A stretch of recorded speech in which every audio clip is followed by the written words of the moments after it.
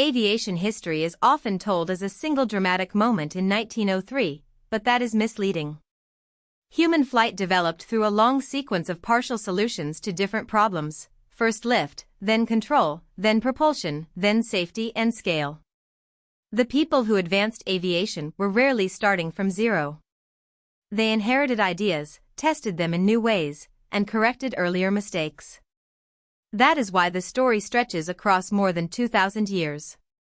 It begins with simple devices that interacted with wind, moves through scientific theories that described motion and force, and reaches modern systems where software helps keep aircraft stable. This long arc matters because it shows that flight was not magic or luck. It was accumulated knowledge converted into engineering.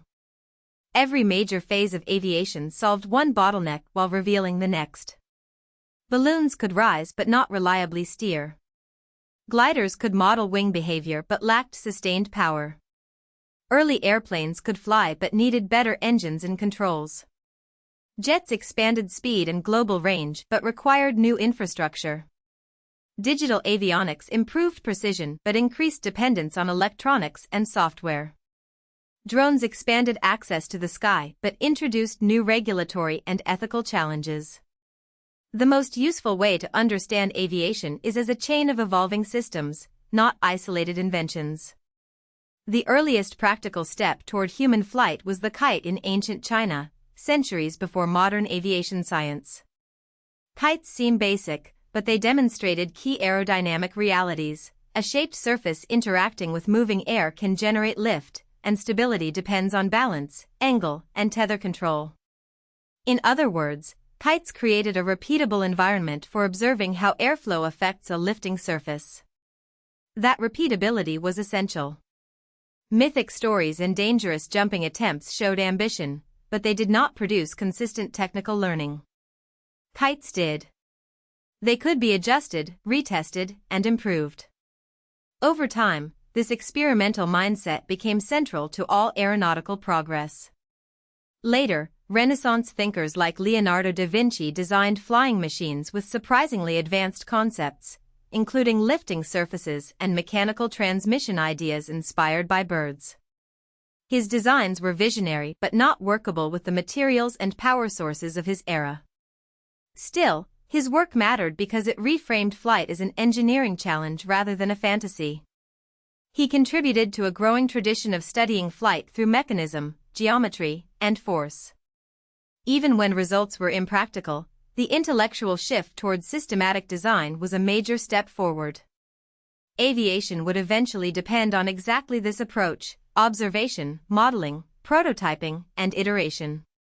The late 18th century marked the first time humans rose into the sky in a sustained, manned way: balloon flight.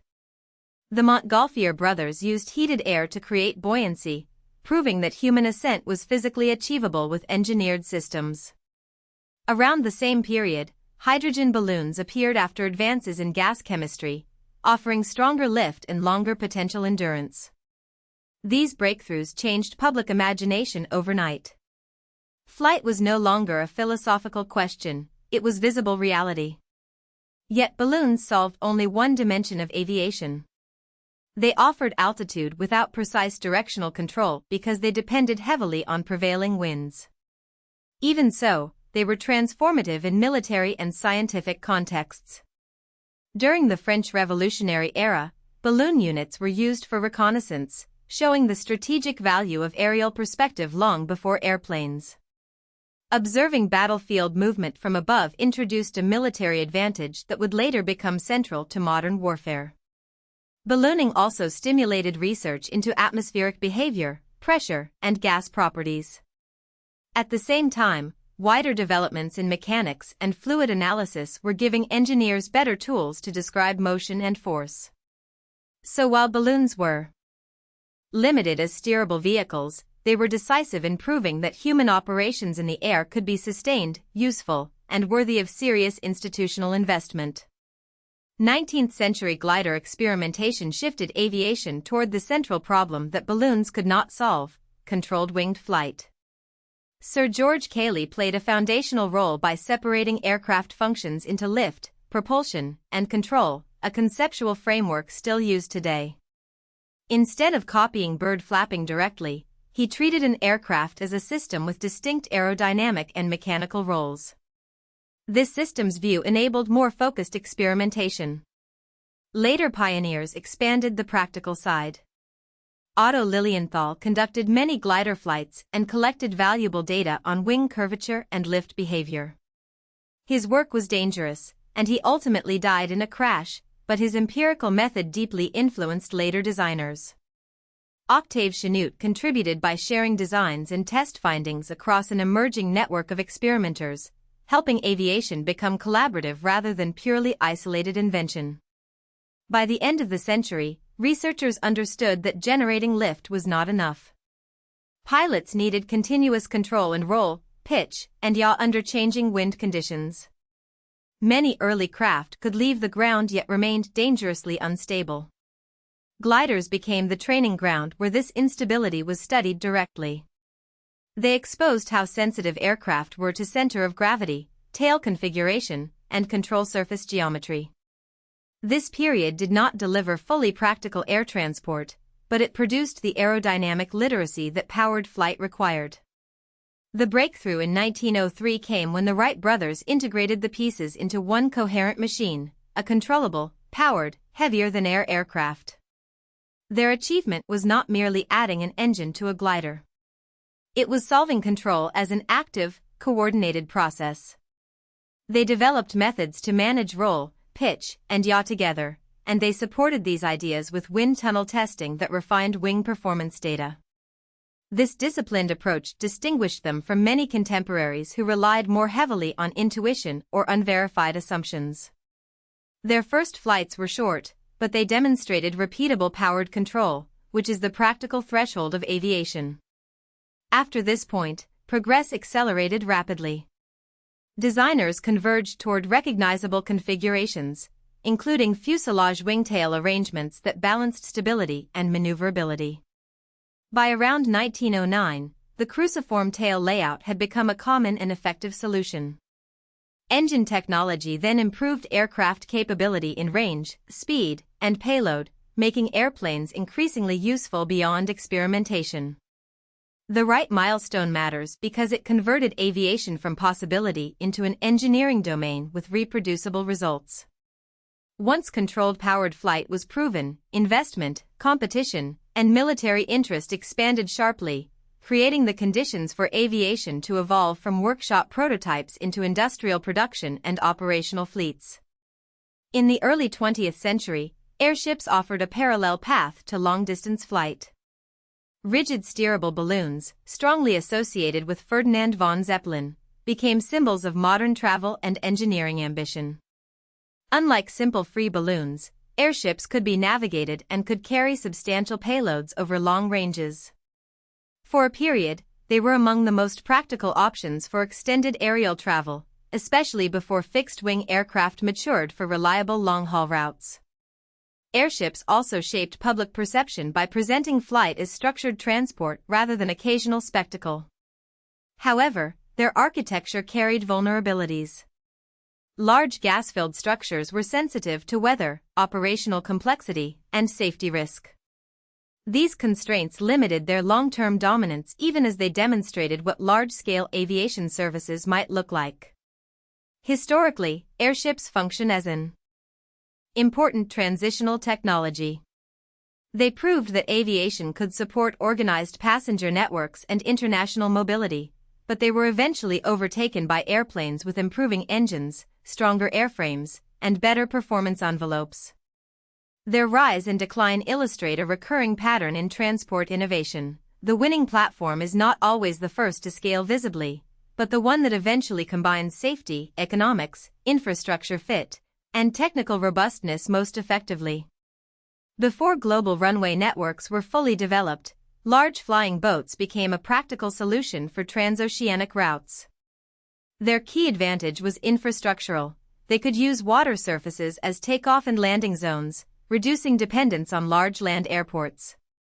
In an era with uneven aviation infrastructure, this made long-distance air travel possible in places where runways were limited. Flying boats therefore represent an adaptation to real-world constraints, not merely a stylistic design choice.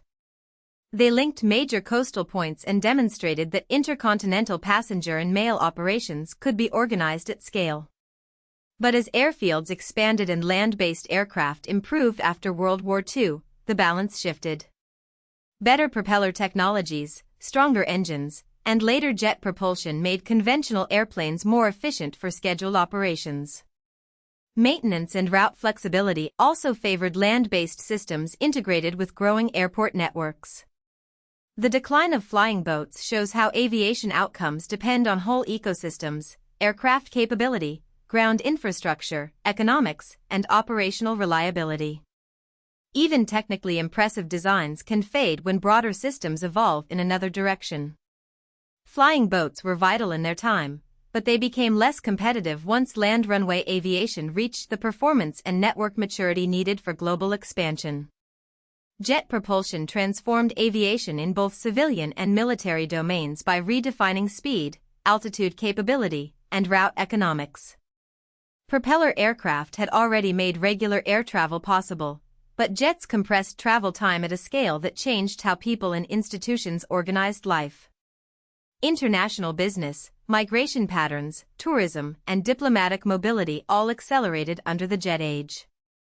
For militaries, jets enabled faster interception, deeper strike ranges, and new tactical doctrines based on high-speed maneuvering and response. The significance of jets was not speed alone. Jet-era aircraft integrated improvements in aerodynamics, pressurization, materials, and operational reliability, allowing broader all-weather and long-haul use. This, in turn, drove major airport expansion and standardization of global air traffic systems. Aviation became a central utility of globalization rather than a premium niche. But these gains came with dependencies, fuel supply chains, advanced maintenance frameworks, and increasingly complex safety regulation.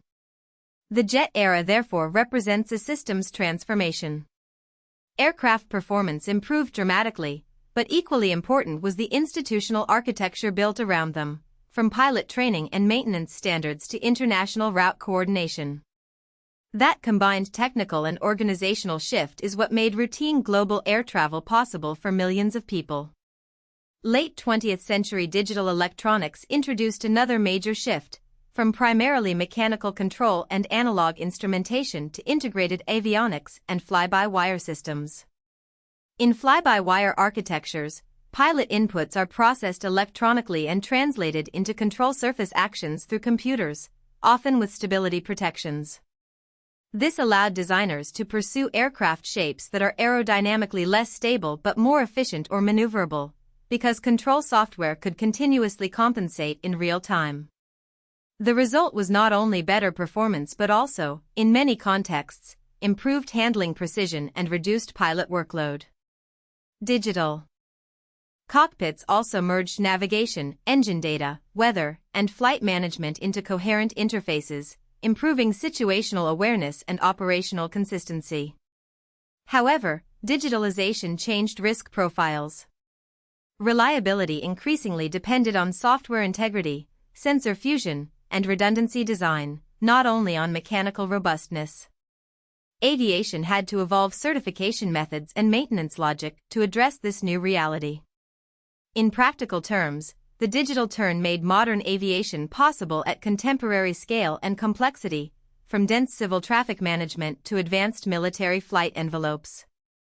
It also laid the groundwork for current autonomy trends by normalizing computer-mediated control as a core part of safe flight operations. In the 21st century, drones expanded aviation into everyday commercial and personal use cases. Unmanned aircraft now serve military surveillance, infrastructure inspection, agriculture mapping, media production, and recreational flying. This expansion was enabled by converging technologies, compact sensors, satellite positioning, lightweight materials, better batteries, and increasingly capable onboard software. Drones changed who can access flight capability. Aviation no longer belongs only to airlines, militaries, and large manufacturers. Small teams can now deploy specialized aerial systems for targeted tasks. That democratization brings both innovation and governance pressure. Regulators must address airspace integration, remote identification, collision risk, privacy, and accountability in mixed environments where manned and unmanned systems coexist.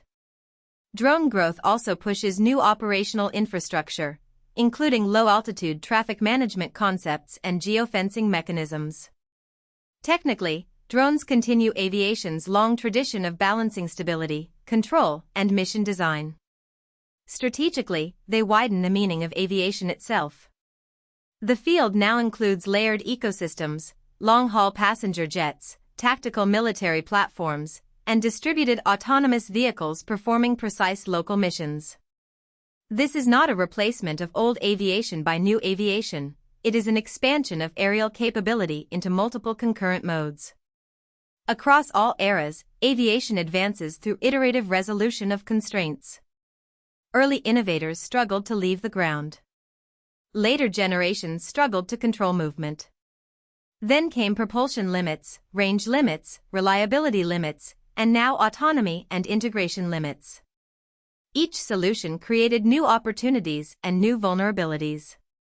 That pattern explains why aviation is both technically advanced and operationally conservative. It evolves through testing, failure analysis, standards, and disciplined learning.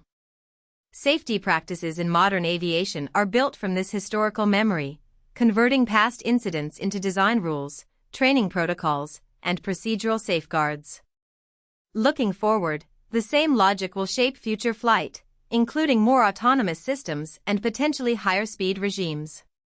The deepest lesson from aviation history is not that one genius solved flight, but that progress required cumulative knowledge shared across generations, institutions, and disciplines. From ancient kites to digital control networks, the through line is clear: flight became practical when curiosity was paired with method. Aviation is still evolving, but its foundation remains the same as in its earliest experiments: observe carefully, test rigorously, and treat every breakthrough as a step in a longer chain rather than an endpoint. If you found this helpful, please like this video and subscribe for more explainers.